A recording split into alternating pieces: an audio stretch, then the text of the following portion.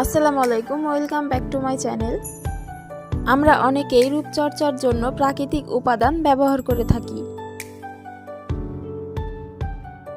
ত্বকের উজ্জ্বলতা বাড়াতে কেউ হলুদ বাটা ব্যবহার করি, কেউ বা ব্লিচ করতে ব্যবহার করি লেবু।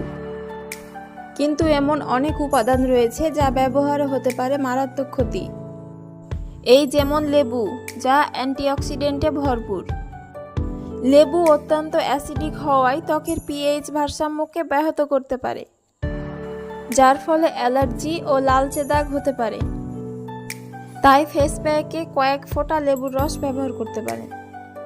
ঘরে ফেস প্যাক তৈরি করলে এতে চিনির উপাদান বাদ দিন, কারণ চিনির তীক্ষ্ণ প্রান্তগুলো সংবেদনশীল ত্বকে ক্ষতি করতে পারে। দুর্দান্ত স্বাদ ও গন্ধের কারণে ত্বকে অনেকেই দারুচিনি ব্যবহার করে থাকে, তবে এতে উপকারের বদলে ক্ষতি হয় বেশি। নরম, কোমল অথবা দাগমুক্ত ত্বকের জন্য মধুর সাথে মিশিয়ে দারুচিনি গুঁড়া ব্যবহার করতে পারেন।